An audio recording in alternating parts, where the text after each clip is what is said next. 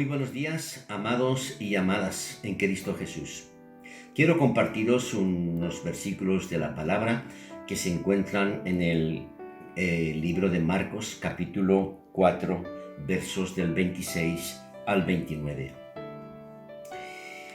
Dice así la palabra de Dios. Y Jesús les dijo: el reino de Dios se parece a quien esparce semilla en la tierra, sin que éste sepa cómo, y ya sea que duerma o esté despierto, día y noche, brota y crece la semilla. La tierra da fruto por sí sola, primero el tallo, luego la espiga, y después el grano lleno en la espiga. Tan pronto como el grano está maduro, se le mete la hoz, pues ha llegado el tiempo de la cosecha. Y quiero hablaros en unos pocos minutos sobre el poder de la palabra, sobre el poder de la palabra sembrada y el poder de la semilla que se ha sembrado. ¿Sabes una cosa?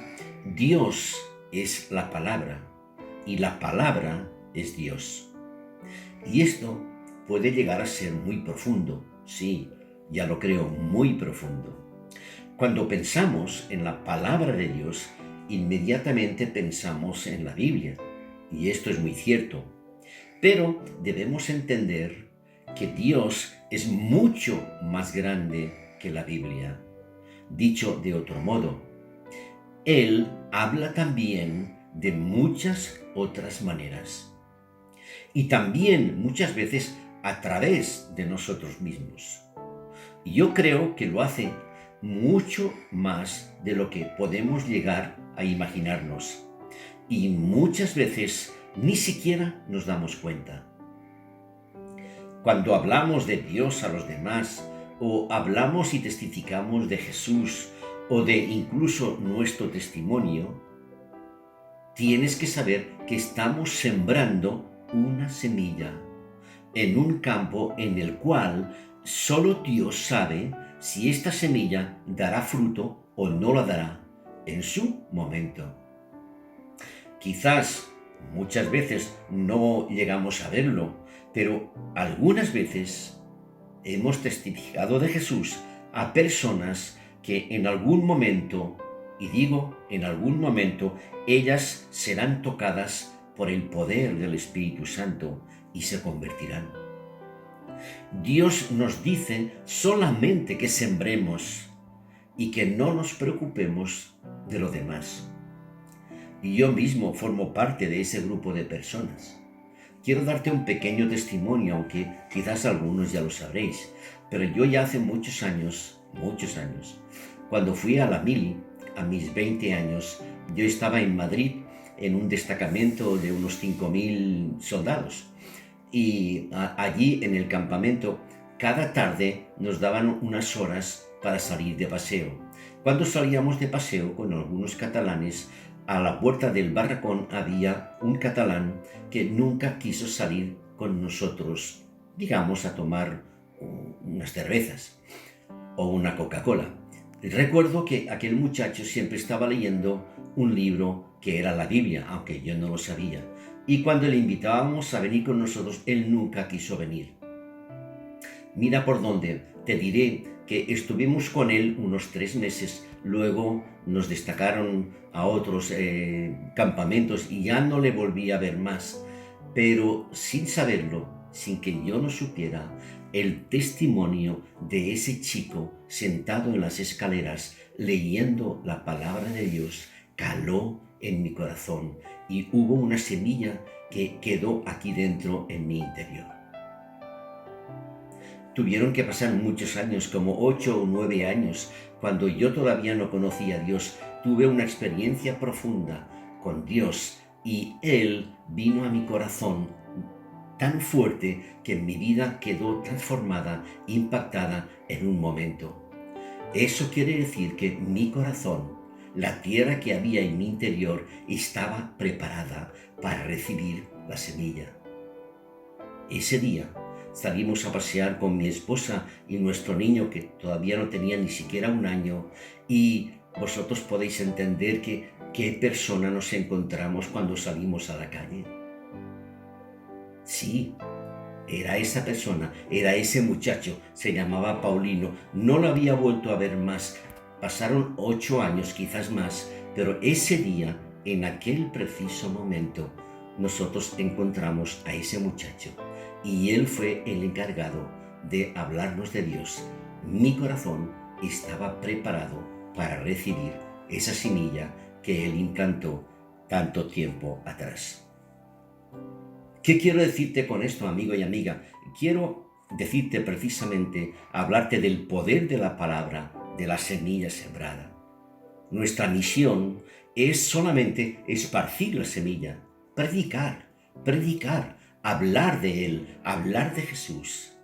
La semilla por sí sola tiene el ADN para nacer y para dar vida cuando Dios lo quiera.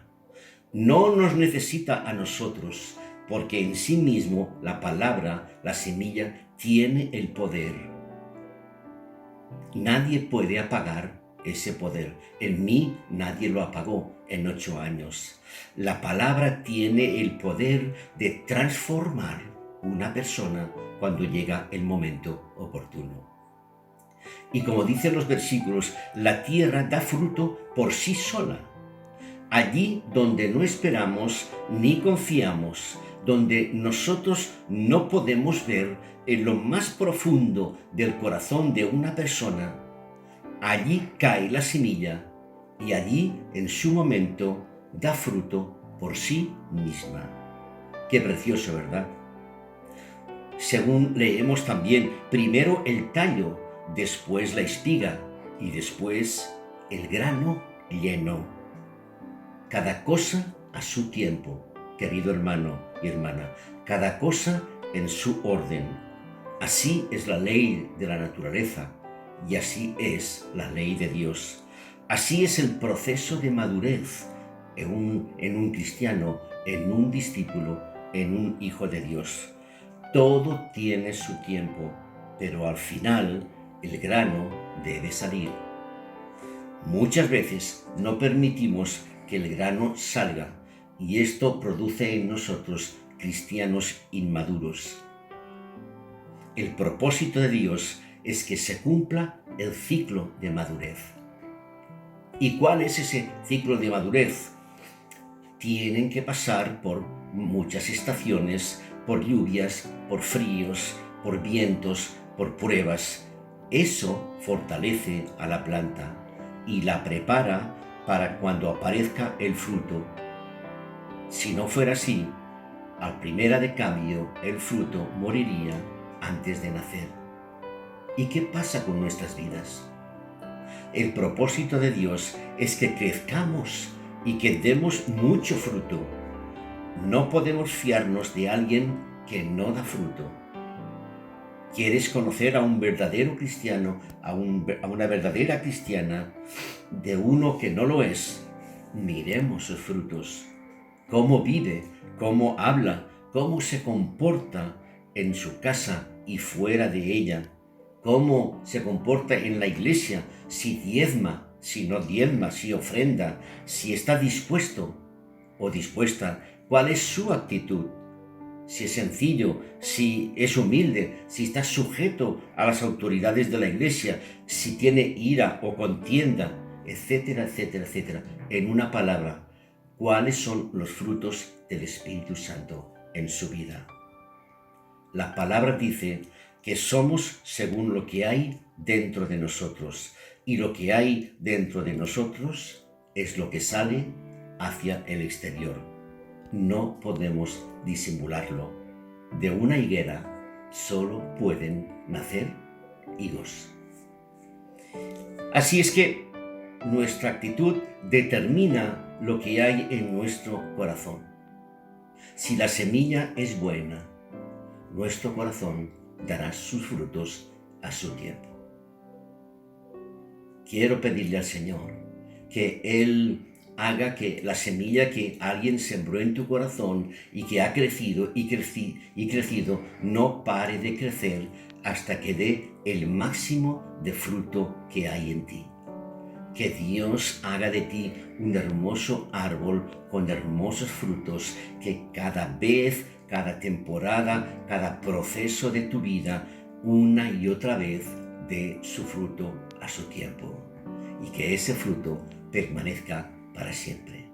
Que Dios te bendiga y recuerda, lo importante es predicar la palabra, sembrar y sembrar en todo tiempo, según dice la Biblia. El otro fruto lo dará el Señor a su verdadero tiempo. Que Dios te bendiga y te guarde y pases una hermosa y bendecida semana. Que Dios te bendiga.